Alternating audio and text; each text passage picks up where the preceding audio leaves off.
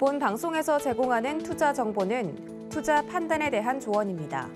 방송에서 제공하는 주식의 가치, 가격 상승 및 가격 하락에 대해서는 방송사에서 보장하지 않습니다.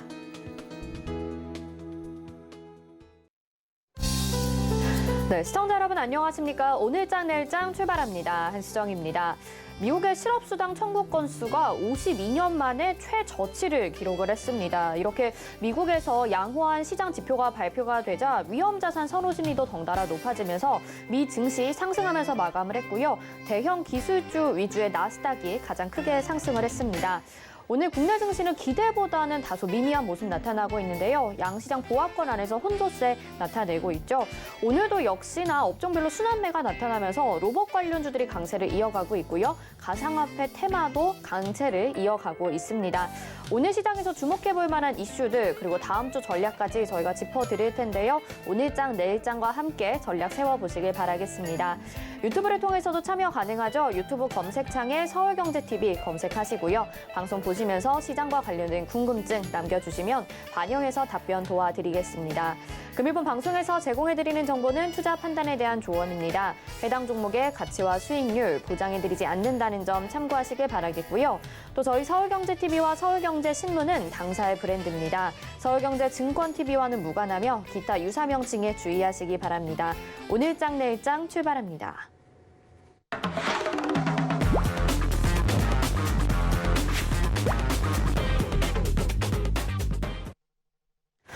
네, 첫 번째 순서부터 가보겠습니다. 이 시각 보도본부, 오늘 어떤 헤드라인 뉴스들이 있을지 먼저 헤드라인 뉴스부터 화면으로 만나보시죠.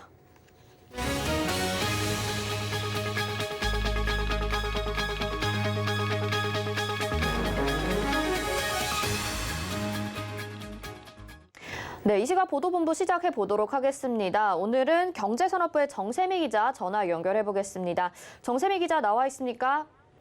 네, 안녕하세요.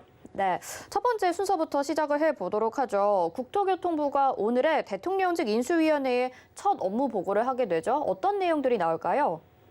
네, 부동산 규제 완화 방안 검토에 초점이 맞춰질 것으로 보입니다. 현재 국회가 여소야대로 이뤄진 만큼 국회 법 개정이 쉽지 않은 상황인데요. 때문에 시행령과 시행규칙, 고시 개정으로 먼저 시행할 수 있는 대책들이 우선적으로 다뤄질 전망입니다. 국토부의 시행령과 행정규칙 개정만으로도 가능한 조치로는 재건축 안전진단 규제 완화가 있습니다. 윤석열 당선인은 대선 전 수요가 많은 서울 등 도심에 민간 주도로 충분한 주택 공급이 이뤄지도록 재건축과 재개발, 리모델링 등의 규제를 완화하겠다는 공약을 제시한 바 있습니다. 또한 재건축 사업의 수익성을 좌우하는 용적률의 법정 상한을 현재 300%에서 500%까지 높이고 현 정부의 공시가격 현실화 계획 수정 방안도 검토될 가능성이 높습니다. 앞서 국토부는 올해 공동주택의 공시가격을 작년보다 17.22% 올리겠다고 발표했습니다. 다만 추가적인 부분에 대해서는 인수위와 논의해 나가겠다면서 이 계획을 수정할 수 있다는 입장인데요. 공시가격이 2년 연속 큰 폭으로 오르며 세 부담이 커질 우려가 높기 때문입니다.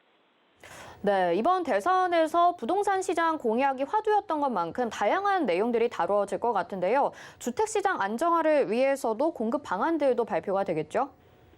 네, 윤 당선인이 주택시장 안정을 위해 공약한 임기 내 주택 250만 가구 공급 공약에 대한 구체적인 이행시간표도 확인할 수 있을 것으로 보입니다.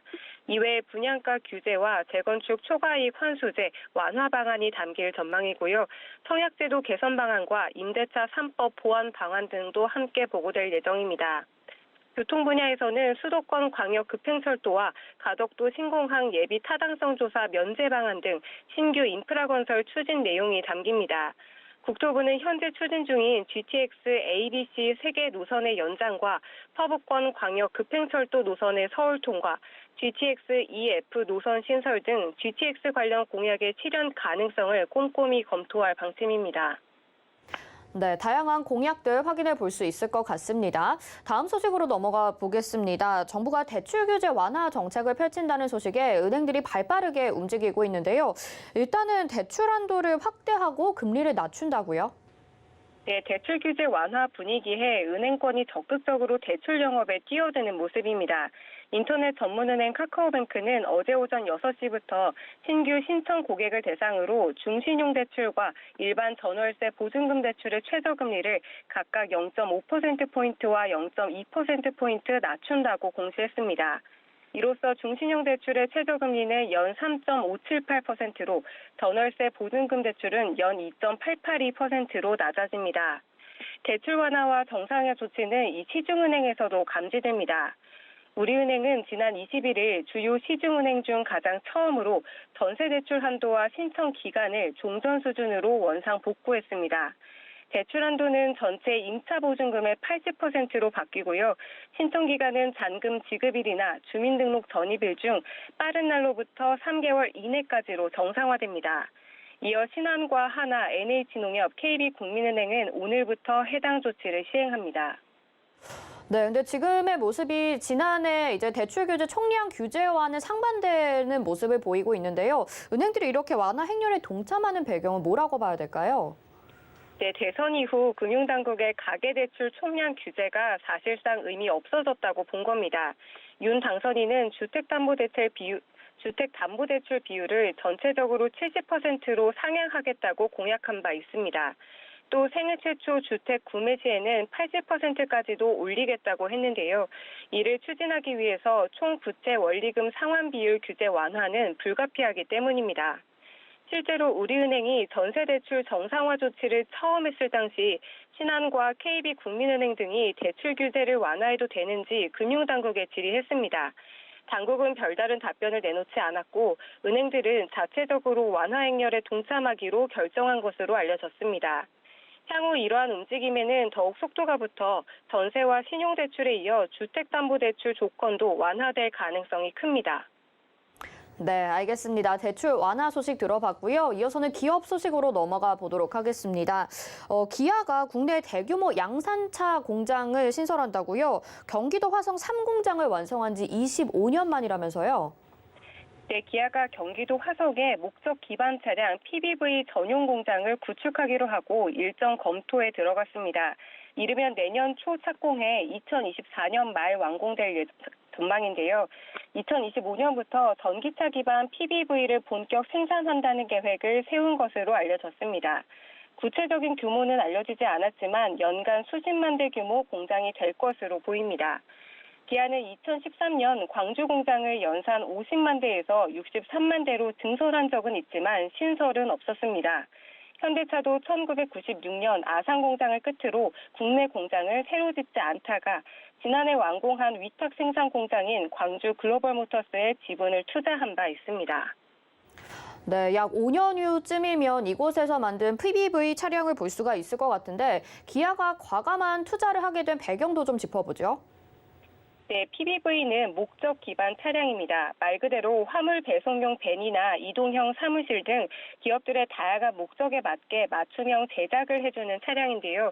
전기차 시대에 맞게 수요가 급증할 핵심 먹거리로 부상하고 있습니다. 기아가 개발 중인 PBV 외관은 차체 길이가 4에서 6m 정도인 박스 형태입니다.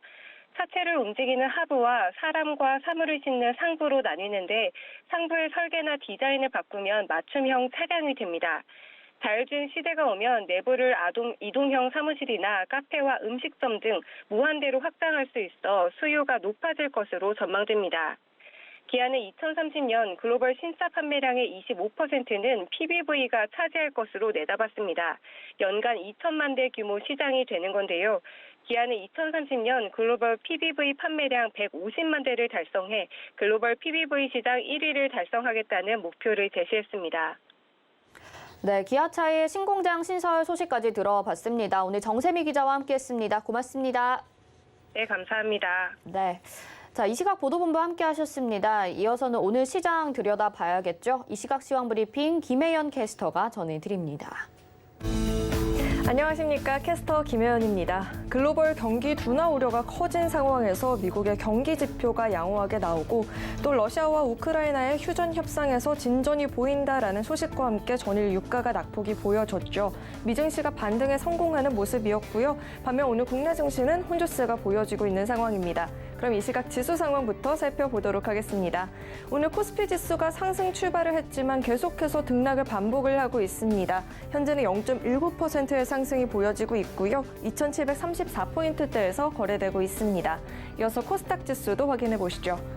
반면 오늘 코스닥 지수는 상대적으로 견조한 흐름이 보여지고 있습니다. 오전장에 탄력이 다소 둔화되는 모습 보여지긴 했지만 현재 상승폭 다시 한번 확대해주고 있습니다. 0.53% 강세 보여지고 있고요. 936포인트대에서 거래되고 있습니다. 이어서 수급 상황도 확인해 보시죠. 기관과 외국인의 양 매도가 들어오고 있습니다. 외국인은 매도폭을 계속해서 확대해 나가고 있고요. 반면 기관은 매도폭 축소해주고 있습니다. 현재 1,204억 원 매도세 보여지고 있습니다. 이어서 코스닥의 수급 상황도 확인해 보시죠. 네, 개인과 기관의 매수가 들어와 주고 있습니다. 개인은 110억 원 매수세 보여지고 있고요. 기관도 155억 원 매수해주고 있습니다. 이어서 오늘 상승하는 업종 테마도 살펴보겠습니다. 일부 게임주 사이에서 상승세가 보여지고 있습니다. 새 정부의 수혜주로 게임주가 꼽히고 있지만 게임주 사이에서는 갈팡질팡한 모습이 나타났었는데요. 오늘 그래도 반등 흐름 포착되고 있습니다. 게임주들이 2분기부터 신작 출시가 예정이 되어 있는 만큼 기대감이 다시 한번 커졌다라고 하죠. 합병을 앞둔 넥슨지티와 넷게임즈는 오늘 동반 강세가 나타나고 있습니다. 모두 20%대 상승이 보여지고 있고요. 조이시티는 신작 P2E 게임 건십 배틀의 동시 접속자 수가 10만 명을 돌파했다는 소식 전해지고 있습니다. 카카오게임즈 오늘 2%대 강세 보여지고 있습니다. 전환사채 이슈에 주춤하긴 했지만 영향이 미미할 것이란 이야기 나와주고 있습니다. 이어서 하락하는 업종 테마도 살펴보겠습니다. 해운주들이 쉬어가는 흐름 보여지고 있습니다. 해운주들은 러시아 제재 반사 이익이 기대가 된다라는 이야기가 나왔었죠. 유가 상승과 물류 차질의 수혜가 기대가 된다라는 이야기가 있었는데요. 러시아와 우크라이나가 평화 회담을 진행하고 있고 또 중국의 도시 봉쇄령으로 운임 수요 감소가 전망이 되면서 쉬어가고 있는 모습입니다. 유가도 전거래일 대비 5%가량 낙폭 보여지고 있고요. 오늘 또 러시아와 우크라이나가 처음으로 포로 교환을 했다라는 뉴스도 영향을 주고 있다라고 합니다. HM은 현재 2.89% 낙폭 보여지고 있고요. 페노션 현재 3.67% 하락세 보여지고 있습니다. 대하해운과 흥하해운도 현재 1%가 넘는 낙폭 보여지고 있습니다. 이어서 증시 탑10 확인해 보겠습니다. 삼성전자 블록딜 이슈가 있었죠. 7만 원 선이 붕괴가 된 모습 나타나고 있고요. 카카오 3거래일 연속 하락세 이어나가고 있습니다. 반면 LG에너지솔루션은 오늘 7%대 강세 보여집니다. 대규모 투자 소식이 있었고요. 서울경제가 뽑은 특징주도 확인해 보겠습니다. 금호석유는 경영권 분쟁이 주가 하락을 주도하고 있다라고 하죠. 약세 보여지고 있고요. 삼성 출판사의 애니메이션에 유명 래퍼인 카디비가 출연했다는 소식에 주가 강세 보여지고 있습니다. RS 오토메이션은 미국의 최대 자동차 공급업체인 로크웰 오토메이션과 630억 원 규모의 차세대 스마트 모션 제어기 공급 계약 체결 소식에 오늘 시세 보여지고 있습니다. 그럼 먼저 LG에너지솔루션부터 살펴보도록 하겠습니다. 대규모 투자 소식이 나왔습니다. 북미 지역에 총 6조 5천억 원 투자한다라고 이야기가 나오고 있는데요. 국내 배터리 업체 중에서 북미 지역에 원통형 배터리 전용 생산 공장을 건설하는 건 LG에너지솔루션이 처음이라고 합니다. 현재 7.72% 강세 보여지고 있고요. 43만 9,500원에서 거래되고 있습니다.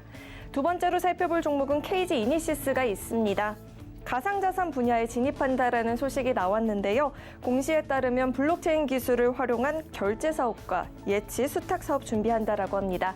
신규 사업의 첫 단계로는 가상화폐 발행한다라는 이야기가 나왔고요. 현재 10%대 급등 가져가주고 있습니다. 마지막으로 살펴볼 종목은 미코 바이오메드가 있습니다. 2거래일 연속 급등세를 가져가주고 있죠. 내부 연구를 통해서 검사 키트가 스텔스 오미크론 그리고 델타크론까지 정확하게 검출한다라는 사실을 확인했다라고 합니다. 현재 3.89% 강세 보여지고 있습니다. 지금까지 증시 탑10 확인해 봤습니다.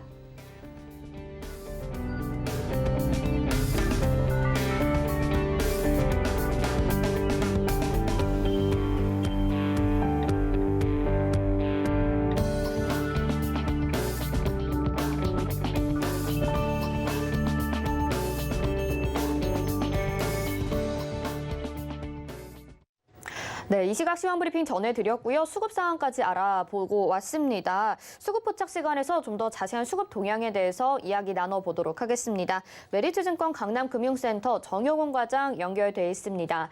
과장님 안녕하십니까? 네, 안녕하세요. 네, 앞서서 오늘장 특징주에서도 LG에너지솔루션이 언급이 됐었고 오늘 코스피에서 외국인과 기관의 동반 수급 1위가 지금 LG에너지솔루션입니다. 종목별로 흐름을 한번 짚어봐야 될 것 같은데요. 어떻게 보고 계신가요?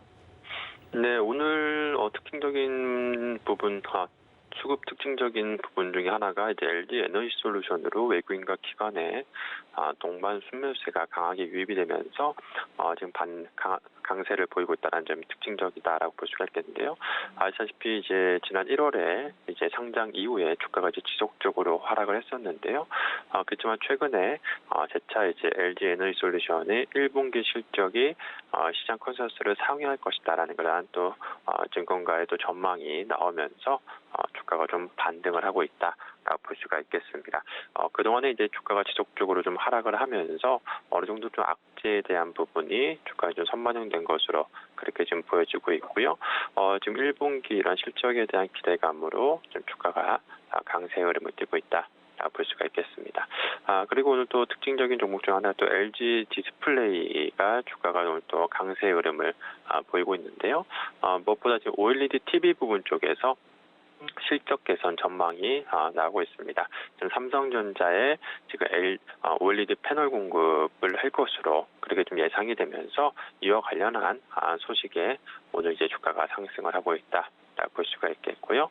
마지막으로 이녹스 첨단 소재 같은 경우에 올해 사상 최대 실적이 좀 전망이 되면서 오늘 주가가 좀 강세 흐름을 띠고 있는 것이 특징적인 부분이다라고 볼 수가 있겠습니다. 네, LG 디스플레이와 이녹스 첨단 소재까지 말씀을 해주셨습니다. 그렇다면 과장님께서 포착하신 오늘장의 특징주 어떤 걸 꼽을 수가 있을까요? 네, 오늘 올해 사상 최대 실적 전망과 함께 주가 좀 강세 흐름을 띠고 있는 이녹스 첨단 소재를 좀 꼽을 수가 있겠는데요. 올해 OLED TV 성장과 함께 사상 최대 실적 전망이 나오고 있습니다. 앞서 LG 디스플레이의 주가 강세에서 말씀드렸다시피 LG 디스플레이가 이제 삼성전자에 OLED 패널을 이제 공급하게 되면 올해 이제 OLED TV 시장 자체가 올해 크게 좀 성장할 것으로 기대가 되고 있고요. 이녹스 첨단 소재 같은 경우에는 이 OLED TV용 필름 수요가 상당히 견조한 상황이기 때문에 이러한 OLED TV 시장 성장에 따른 수혜가 예상이 된다라고 볼 수가 있겠습니다. 여기에 또 최근에 출시한 삼성전자의 그 갤럭시 S22 그 울트라 모델의 S펜이 탑재가 됐는데요. 바로 이제 여기에 디지타이저용 필름 수요가 계속해서 지금 강세를 좀 보일 것으로 기대가 되고 있습니다. 현재 갤럭시 S22 모델 중에서 이 S펜을 탑재한 모델 판매 비중이 지금 50%를 상회하고 있는 상황이어서 향후 실적에 상당히 긍정적인 영향을 미칠 것으로 기대가 되고 있고요.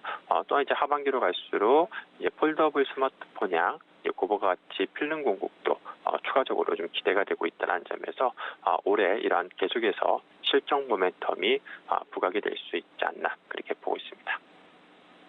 네, 오늘 수급 포착 특징주로는 이녹스 첨단 소재 말씀을 해주셨습니다. 잘 참고해 보도록 하겠습니다. 말씀 감사합니다. 네, 고맙습니다. 네, 메리츠증권 강남금융센터의 정영훈 과장과 함께했습니다. 이어서는 마켓 로드맵으로 가보도록 하겠습니다. 오늘 시장에서의 주요 업종과 이슈에 대해서 정리해보는 시간인데요. 오늘 정부가 러시아의 수출 통제 방안을 발표를 했습니다. 이에 대해서 좀 더 자세하게 카카오페이 증권 기업금융센터의 윤정식 부장님 연결해서 알아보도록 하겠습니다. 부장님 안녕하십니까? 안녕하세요. 네, 정부가 오늘 오전에 서울정부청사에서 우크라이나 사태 비상 대응 회의를 열었습니다. 여기에서 대러시아에 대해서 벨라루스까지 수출 통제 소식을 지금 발표를 했거든요. 대러 수출 제재 주요 내용 좀 한번 짚어주시죠. 네. 네, 이번 달 말부터 스마트폰 그리고 반도체를 포함한 이 쉬운 7개 품목에 대한 러시아 그리고 벨라루스의 수출이 제한되는 그런 이 조치를 발표를 했습니다.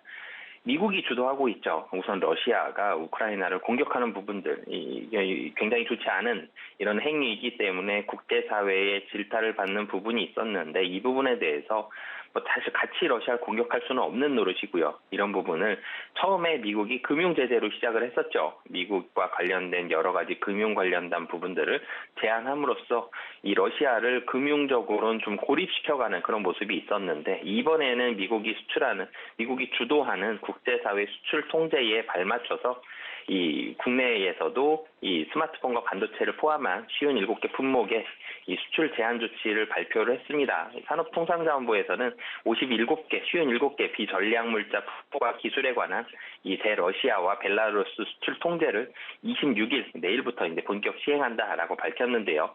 이런 부분들에 있어서 이 정부는 최근 이 쉬운 7개 비전략물자 품목을 상황 허가 품목에 포함한 상황 허가 대상 품목에 포함한 전략 물자 수출입고시 개정을 마쳤습니다. 그러면서 러시아나 벨라루스에 해당되는 쉬운 7개 품목 중에서 해당되는 기업은 별도로 정부의 허가를 받아서 진행을 해야 되는 그런 상황입니다.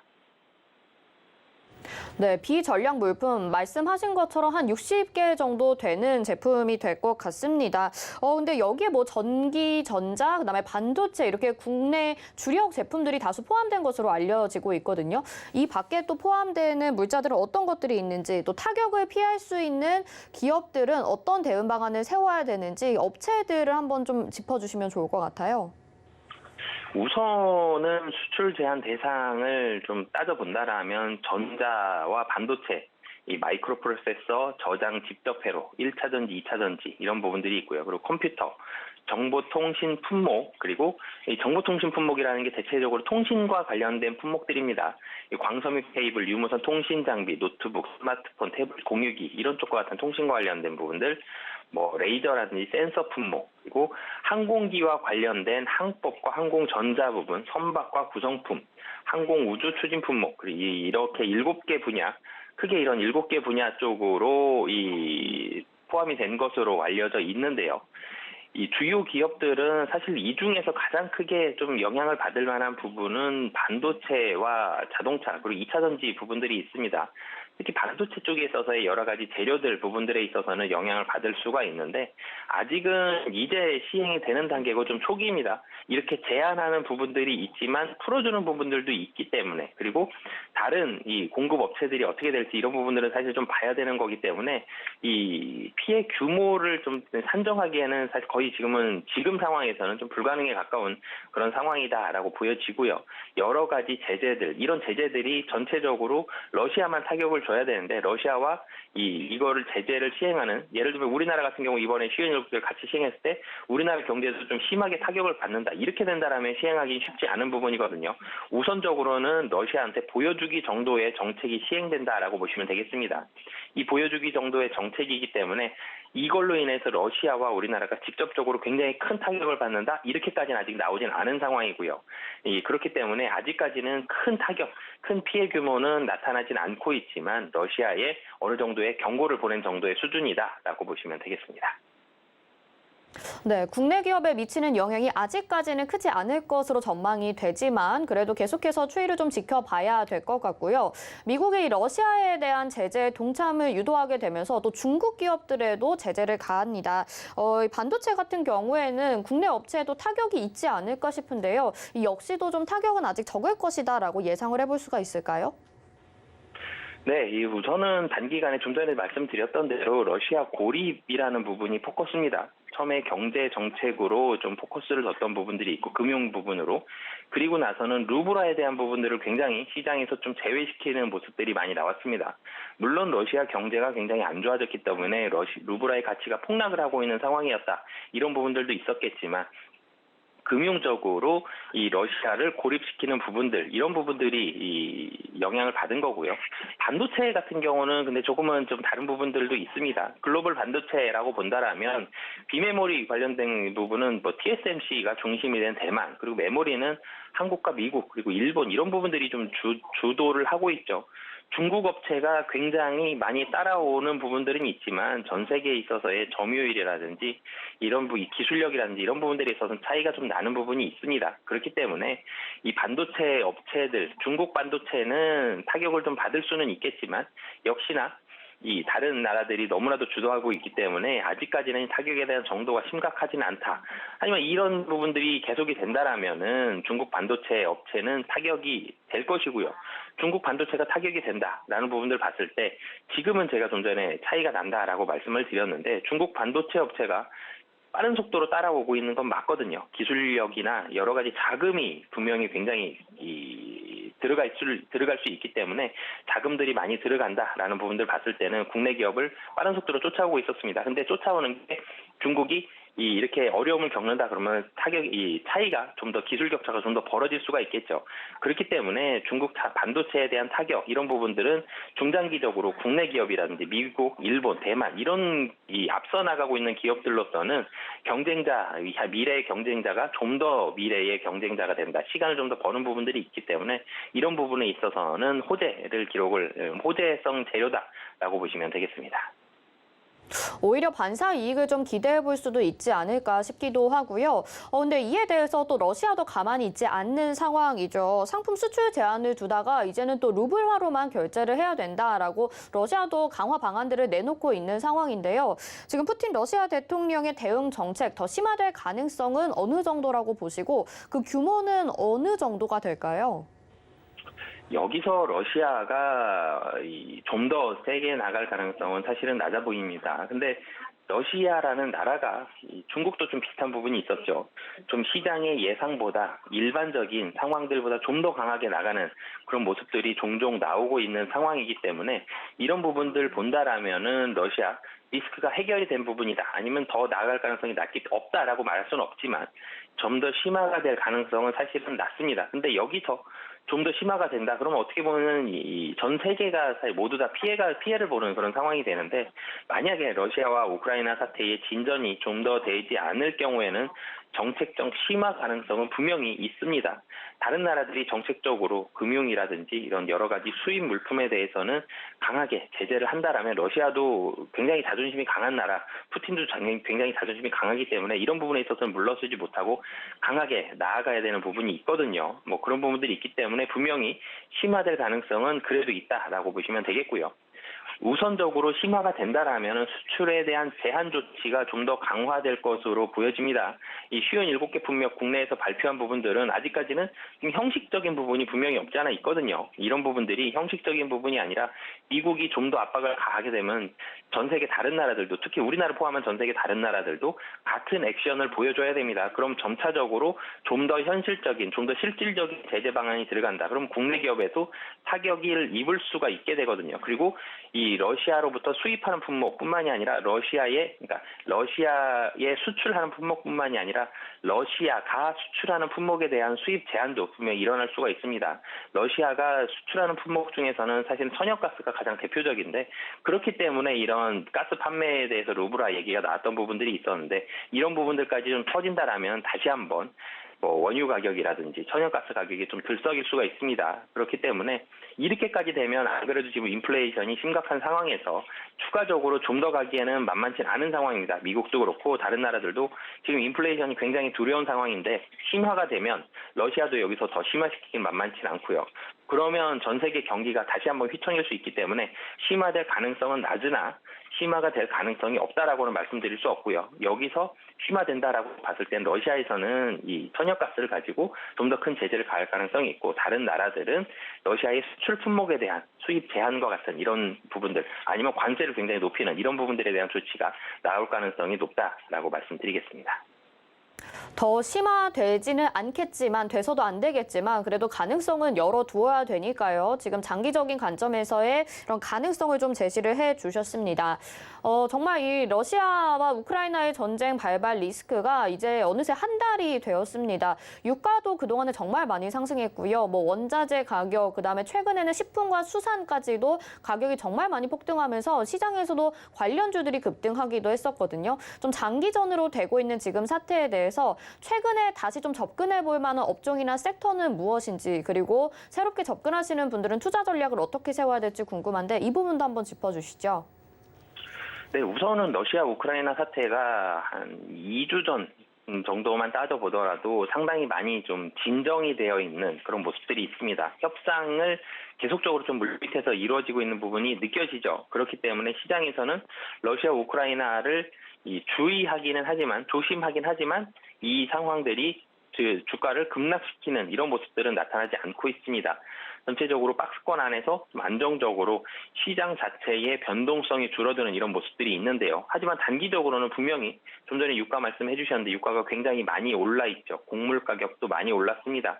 수산물도 굉장히 많이 올라서 이 수산물 관련된 이런 종목들도 전일 같은 경우 굉장히 큰 폭으로 상승하는 모습들이 나왔는데요. 우선은 지금 분위기 자체는 러시아 우크라이나 사태가 진정세를 보여주고 있는 그런 분위기가 높기 때문에 이 곡물과 유가 등 이런 가격 상승에 대한 관련된 종목들은 단기적으로는 좀 아직까지는 유효한 상황이다라고 보여집니다. 하지만 조금 더 길게 봤을 때 러시아 우크라이나라든지 이런 사태가 굉장히 길게 갈 가능성은 현실적으로 좀 낮거든요. 러시아도 계속 제재를 받고 다른 나라도 이런 인플레이션을 계속 용인을 해줘야 되는 이런 상황이 된다라면 시장 어렵기 때문에 중장기적으로는 해결될 가능성이 있습니다. 그렇기 때문에 단기적으로는 곡물 관련된 식품주, 유가 관련된 에너지 관련 종목들 이런 부분들은 분명히 수혜를 입겠지만 조금 길게 봤을 때는 길게 이런 수혜를 받기에는 상황이 만만치는 않은 그런 상황이다라고 보시면 되겠습니다. 네, 알겠습니다. 이 러시아 제재 방안이 발표되면서 다시 한번 시장에 대해서 점검을 해봤습니다. 카카오페이 증권 윤정식 부장님과 함께 이야기 나눠봤습니다. 오늘 말씀 고맙습니다. 네, 감사합니다.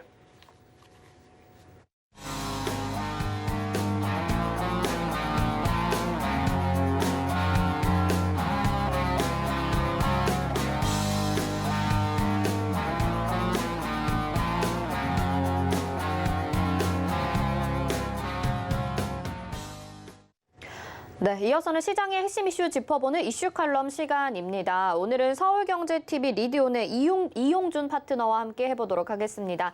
파트너님 안녕하십니까? 네, 안녕하세요. 네, 간밤에 미증시 유가가 다시 좀 안정을 찾아서인지 좀 그렇고요. 또 나스닥 지수, 기술주 위주의 나스닥 지수가 강세를 보였습니다. 미증시 주요 흐름 한번 짚어주시죠. 네, 말씀드리겠습니다. 현재 시각 24일 날 뉴욕 상업거래소에서 5월물 미국 서부 텍사스 원유가 전 거래일 대비해서 2.3%가량 내렸습니다. 배럴당 112달러의 거래를 마쳤는데요. 우선 그 이유는 러시아산 원유에 대한 추가 제재가 없었다는 점이 가장 크고요. 이로 인해서 유가 상승세가 제한된 것으로 보입니다. 또한 러시아 우크라이나 우려가 조금은 완화된 느낌이 있기 때문에 국제 유가가 소폭 하락한 원인이 되었는데요. 하지만 현재 보면 안드레 에르마크 우크라이나 대통령 실장 말에 따르면 화상 인터뷰에서 휴전 협상 진전이 있고 두 정상이 조만간에 만날 수 있는 시간이 다가오고 있다라고 생각한다라고 말을 해서 신중한 낙관론을 갖고 있다고 언급을 했습니다. 이런저런 이유로 유가는 소폭 안정세를 찾아가고 있고요. 앞으로 상황을 지켜봐야 알겠지만 유가의 안정은 경기 낙관론의 시그널이라고 저는 생각을 하고 있습니다. 그리고 특히 미국 반도체주의 상승이 두드러졌는데요. 필라델피아 지수는 전일 대비해서 5.13% 상승하였고 게다가 주가에서 기술주, 여행주, 항공주의 상승도 있었습니다. 미국 반도체 회사인 엔비디아의 경우는 9.82%라는 큰 상승을 하여 마감을 했는데요. 반도체 관련주들의 좋은 흐름을 기대를 했으나 우리나라 같은 경우는 국내 반도체주의 대장인 삼성전자는 현재 마이너스 0.14 소폭 하락 중이고요. SK 하이닉스 또한 마이너스 1.66 정도 하락 중에 있습니다. 삼성전자 같은 경우는 반도체 흐름보다는 어제 홍라이 전 니온 미술관장의 삼성전자 지분 1.3조의 블록딜 이슈로 인한 악재가 지속되는 게 아닌가라고 생각이 되었습니다. 그리고 미국 지수 말씀드릴 텐데요. 전일 마감한 미국 지수는 다우 산업은 1.02% 상승했고요. 나스닥은 1.93% 상승, S&P 500은 1.43% 상승 마감하였습니다. 게다가 미국 실업수당 청구 건수가 전주보다 2만 8천 건이나 감소한 18만 7천 건으로 집계되었고, 이는 1968년 9월 이후 최저치를 기록하면서 전문가 전망치인 21만 건을 크게 밑도는 수준입니다. 이건 바로 52년 만에 최저치를 기록한 건데요. 이에 따라서 미국 증시는 상승해서 마감하게 되었습니다. 코로나19 확산 이후에 정부의 재난지원금과 든든했던 실업급여 지급 덕에 재정적 여유가 있었던 실업자들이 시간이 갈수록 저축했던 것은 고갈되고 물가 상승에 직면하면서 다시 일터로 나오고 있음을 주시할 수 있습니다. 마지막으로 국내 지수도 짚어드릴 텐데요. 현재 코스피는 0.1% 소폭 상승하고 있고 코스닥 또한 0.57% 상승하고 있으면서 다소 안정된 흐름을 보여주고 있습니다. 특히 상승 섹터는 시시각각 바뀌기는 하는데요. 아직도 현대사료는 상한가를 들어갔기 때문에 사료주도 보시면 될 것 같고 제약주 현재 일동제약은 26% 이상 상승이 나오고 있습니다. 게다가 마지막으로 현재 상한가를 찍었고 풀린 종목이 넥슨GP와 넷게임즈를 볼 수 있는데 이 두 종목의 상승이 두드러지고 있습니다. 이상입니다. 네, 미증시 흐름과 또 국내 증시까지 꼼꼼히 짚어주셨습니다. 시장에서는 이제 어느 정도 낙관론이 좀 대두되고 있는 상황인데요. 국내 증시는 미장보다는 약간 조금 부진한 모습이 나타나고 있는 오늘 장이죠. 이런 가운데 LG에너지솔루션 이야기를 좀 해보도록 하겠습니다. 지금 8거래일째 상승을 하고 있는데요. 주요 원재료인 니켈 가격이 급등한 영향도 있겠지만 증권사에서도 지금 목표치를 상향 조정하고 있고 전고체 배터리 제품 포트폴리오 다각화에 나서고 있다고 합니다. LG에너지솔루션에 대해서 전망 어떻게 보시는지 차트 보시면서 한번 설명해 주실까요? 네, LG에너지솔루션 차트는 뛰어나고요. 먼저 설명드리고 차트 설명드리겠습니다. 먼저 LG에너지솔루션의 경우에는 캐나다, 미국 생산 공장 확충에 6.5조의 굉장한 큰 금액을 투자 결정했다는 영향으로요. 8거래 연속 상승을 하고 있습니다. 이를 통해 LG에너지솔루션은 미국 주요 전기차 스타트업, 전동 공구 업체 등의 주요 고객사에 안정적으로 물량을 공급한다는 계획을 가지고 있고 추후에는 추가적인 생산 능력 확보로 적극 고려해 나간다는 방침을 세우고 있습니다. 이런 상황에서 앵커님이 말씀하셨던 것처럼 증권사는 목표가를 줄줄이 상향하고 있는데요. 투자 의견은 바이를 그대로 유지하고 있고 목표 주가는 기존 44만 원에서 50만 원까지 약 14% 상향을 조정하고 있습니다.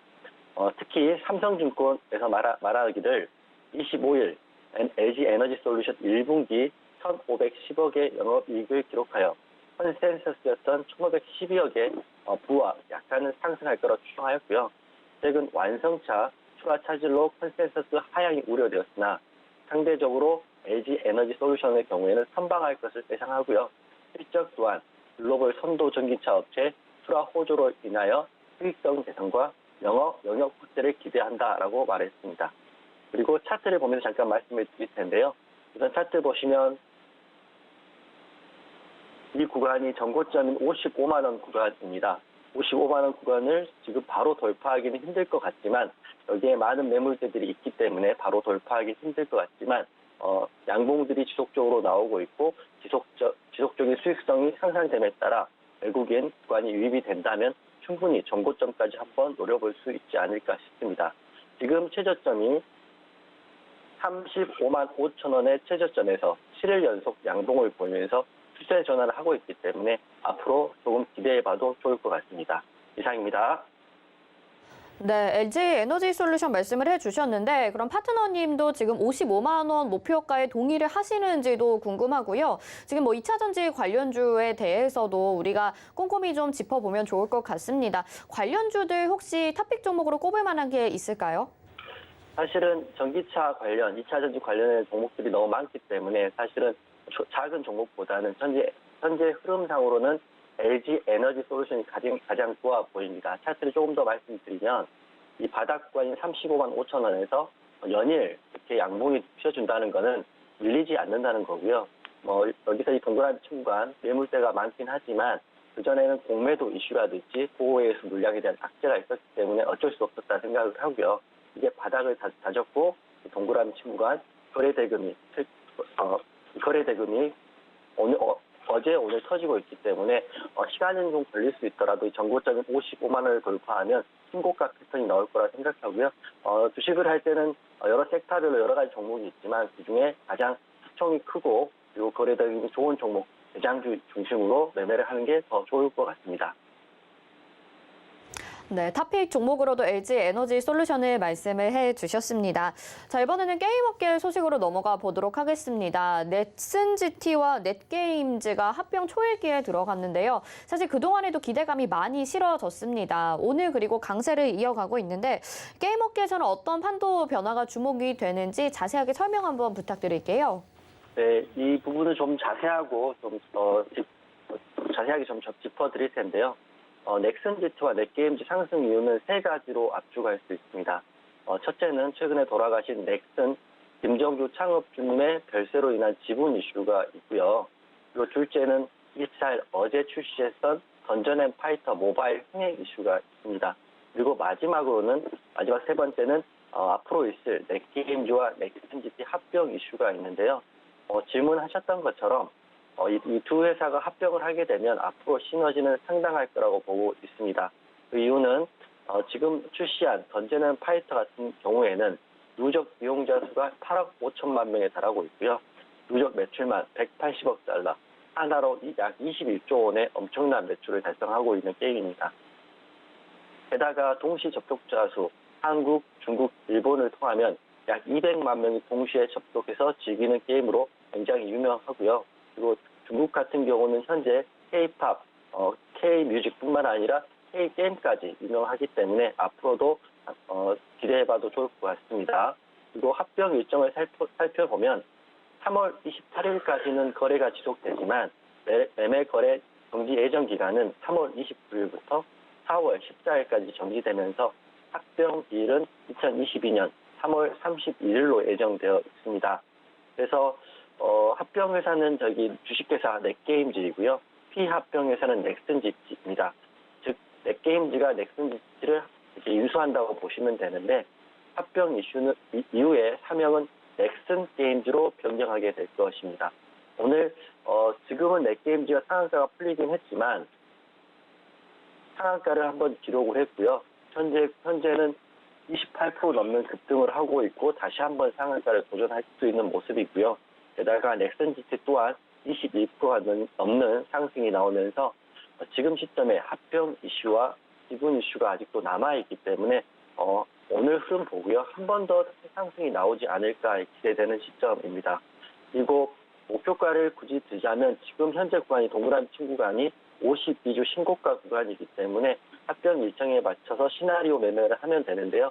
앞으로 52주 신고가이기 때문에 목표가를 예상하기는 매우 어려우나 일정에 맞춰서 무조건 홀딩하기보다는 매매 정지 기간이 있으니까요. 트레이딩 관점으로 접근해 보시는 게 어떨까 생각이 듭니다. 이상입니다. 네, 지금 합병 이슈로 인해서 급등 양상을 보이고 있는 넷게임즈와 넥슨GT 설명을 해주셨는데요. 그래도 두 기업이 지금 게임 기업입니다. 저희가 전일에도 이 게임 산업에 대해서 자세하게 좀 한번 설명을 했던 적이 있었는데 지금 이슈 트레이딩 관점에서 보자라고 말씀을 하셨습니다. 그럼 게임주 안에서는 좀 더 강한 흐름을 가져가면서 장기적으로 볼 만한 종목이나 섹터가 있는지 다른 종목은 또 어떻게 보시는지 궁금하거든요. 게임주 전반적으로 어떻게 보세요?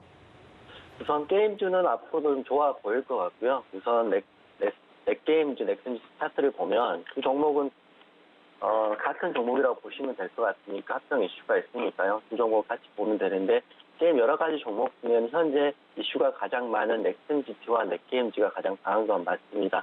그리고 앞으로 한알령이 좀 더 풀리면은 게임 업계는 전반적으로 좋아질 거라고 보고 있고요. 하지만 지금 같은 경우는 하락한 게임주도 많은데 그 이유가 한알령도 있고 아직은 매출에 특별한 기여될 만한 이슈가 없는 것도 사실입니다. 하지만 앞으로 게임업은 좋아 보이는데요. 그 이유는 NFT라든지 CG 그리고 가상현실, AR, VR 등도 사실 게임업과 사실 맞는 사업 분야이기 때문에 이런 것들이 확산되면서 게임업계는 더 좋아질 거라고 보이는데요. 컴투스 차트 한번 보면서 말씀드리겠습니다. 컴투스는 최근 급등한 이후에 다소 이렇게 밀리긴 했지만 컴투스 같은 경우는 지분 구조를 보면 하위에 뮤직 스튜디오가 있고요. 뮤직 스튜디오 하위에는 MP라는 메타버스 관련주를 가지고 있습니다. 게임업과 메타버스 그리고 증강현실, 가상현실 종목들이 어떻게 보면 하나의 섹터이기 때문에 삼성전자 주주총회 때 로봇과 메타버스를 신사업으로 하자 이런 얘기가 나왔기 때문에 게임 업계에도 앞으로는 더 좋아 보일 수 있고요. 예전처럼 게임만 하는 게 아니라 게임 안에서 메타버스 같이 가상현실도 시연하고요. 여기서 결제도 하고 그리고 플레이 투 원, 게임을 하면 돈을 벌 수 있는 사업까지 확장한다면 게임 업계는 전반적으로 좋아 보이는데 어떤 업체가 먼저 치고 가느냐 이게 핵심이 될 것 같고 물론 오늘은 넥슨 GT, 넥게임이 좋아 보이지만 개인적으로는 컴투스의 흐름도 앞으로 지켜봐야 되지 않을까 싶습니다. 이상입니다. 네, 알겠습니다. 컴투스까지 게임주 안에서 설명을 해주셨습니다. 자, 오늘 시장에서도 현대사료 같은 경우에는 계속해서 상한가를 기록을 하고 있는 상황이고 곡물 가격에 이어서 지금 수산물 가격도 폭등을 하고 있는 상황입니다. 계속해서 이 러시아와 우크라이나 사태 이어지고 있는데 지정학적 리스크가 일단 해결이 되어야 물가 상승도 좀 안정이 되겠죠. 협상이 어느 정도 진행이 좀 되고 있는 상황인지 궁금하고요. 관련주의 흐름과 함께 짚어주시죠. 제가 앵커님 말씀 처음에 제가 협상이 현재 긍정적이고 다소 지지부진한 흐름이다라고 말씀을 드렸고요. 현재 모든 기사들은 그렇게 나와 있고 확실히 급진적인 진전은 없다고 말씀드릴 수 있을 것 같습니다. 그에 따라서 수산주의 급등이 다시 한번 수산주의 급등이 어제 나왔는데요. 이걸 정리해서 말씀드리면 우선 전쟁 장기화로 수산물 중에 하나인 연어를 수입해 오는 최단 루트였던 러시아 항공로가 폐쇄되었습니다. 이에 따라서 최단 거리로 올 수가 없고요. 돌아서 오기 때문에 항공 운임 자체가 3배 가까이 늘어났고요. 이에 따라 게다가 요즘 WTI 원유 가격이 상승함에 따라서 항공유였던 가격도 부담으로 적용함에 따라 이런 비용의 대부분이 수산물 가격에 부과되기 때문에 수산주들이 관련해서 급등이 나왔습니다. 차트 보시면 동원산이 어제 상한가가 나왔고요. 그리고 한성기업 또한 상한가를 나왔습니다. 하조 시푸드 또한 후속기로서 15% 넘는 급등이 나와서 마무리되었고 하지만 오늘 같은 경우는 한성기업은 마이너스 8% 정도 빠져있기 때문에 상승폭을 어느 정도 반납하는 모습입니다. 그렇지만 협상이 계속 지지부진되고 있고요. 금, 토, 일 뭔가 급진적인 협상의 진전이 없다면 다시 한번 월요일은 수산주나 사료주에 대한 수급이 들어올 수밖에 없는데 협상은 여전히 지지부진하고 있고 장기화될 거란 예측이 확산되는 가운데 수산주는 다시 한번 보셔도 좋을 것 같습니다. 오늘은 어제 급등이 나온 상승폭을 어느 정도 반납을 했지만 아직 흐름은 끝나지 않았다 생각하고요. 종목별로 말씀드리면 대장주로 볼 수 있는 게 공원이고요. 먼저 상한가를 갔기 때문에 그리고 또 한성기업 또한 상한가를 갔기 때문에 유심있게 보시면 될 것 같습니다. 그렇지만 이런 두 종목들은 시가총액이 다소 작은 소형주에 있기 때문에 혹시 시가총액이 좀 크고 안정적인 종목을 찾으시는 분들이라면 하조시푸드 말씀드릴 텐데요. 하조시푸드 같은 경우는 어제 거래대금이 1,511억이 터졌고요. 상대적으로 큰 종목입니다. 하지만 오늘 같은 경우는 8% 정도 빠져있긴 하지만 월요일 날 흐름을 한번 보시면서 수급이 들어온다면 한번 매매해 보시는 것도 좋을 것 같고요. 가장 중요한 거는 주말에 어떤 뉴스가 나오는지에 따라서 이런 재료 종목들은 급등 또는 급락이 나올 수 있기 때문에 관심 종목에 넣으시고요. 들어가실 때는 비중 잘 조절하셔가지고 매매하시길 바라겠습니다. 이상입니다. 네, 러시아와 우크라이나의 이 협상 진행 과정과 또 관련주들의 흐름에 대해서 짚어봤습니다. 통화품질이 잠시 좋지 않았던 점 시청자분들의 많은 양해 부탁드리고요. 이용준 파트너의 도움 더 받아보고 싶다 하시는 분들은 저희가 안내 도와드리도록 할 테니까요. 샵 0082번으로 이용준 세 글자 문자 보내주시길 바라겠습니다. 자, 파트너님 말씀 여기까지 듣겠습니다. 고맙습니다. 네, 감사합니다. 네, 자 여기까지 함께했습니다. 이어서 시장 잠깐 짚고 한번 가보도록 하겠습니다. 코스피 지수부터 확인해 보시죠. 코스피 지수 현재 0.06% 상승을 하면서 강보합권으로 움직이고 있습니다. 2731.39포인트에 거래되고 있고요. 다음 보겠습니다. 네, 수급 상황 체크해 보시면 오늘 외국인과 기관의 동반 매도세 나타나고 개인들이 매수해주고 있죠. 6,159억 원, 기관과 외국인은 1,307억 원, 5,500억 원 매도를 하고 있습니다. 다음 보시겠습니다. 시가총액 상위 종목 1위부터 5위까지 다소 좀 부진한 모습 혼조세 안에서 나타나고 있고요. 삼성전자 강보합권 정도고 나머지 종목들은 1% 안팎의 하락세 나타나지만 LG에너지솔루션이 8% 가까운 상승세 보여지고 있는 오늘 코스피 시장입니다. 다음 코스닥 시장으로 가보시죠. 코스닥 0.47% 강세 나타나고 있고요. 936.16포인트에 거래되고 있죠. 수급 상황 체크해 보겠습니다. 오늘도 기관이 코스닥 시장에서 매수를 해주네요. 133억 원 매수 우위 보여주고 개인들이 19억 원 정도 매도, 외국인이 60억 원 매도에 나서고 있습니다. 시가총액 상위 종목 1위부터 5위까지 확인해 보시죠. 네, 혼조세 나타내고 있고요. 셀트리온헬스케어가 약보합권, 에코프로비엠이 1% 정도의 강세, LNF는 2% 넘는 상승세 보여집니다.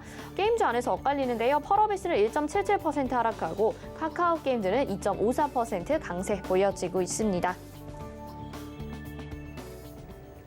네, 이렇게 또 시장 상황까지 알아보고 왔습니다.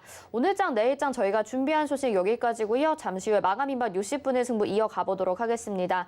본 방송에서 제공해드리는 정보는 투자 판단에 대한 조언입니다. 해당 종목의 가치와 수익률 보장해드리지 않는다는 점 참고하시길 바라겠고요. 또 저희 서울경제TV와 서울경제신문은 당사의 브랜드입니다. 서울경제증권TV와는 무관하며 기타 유사 명칭에 주의하시기 바랍니다. 저희는 잠시 후 다시 돌아오도록 하겠습니다. 고맙습니다.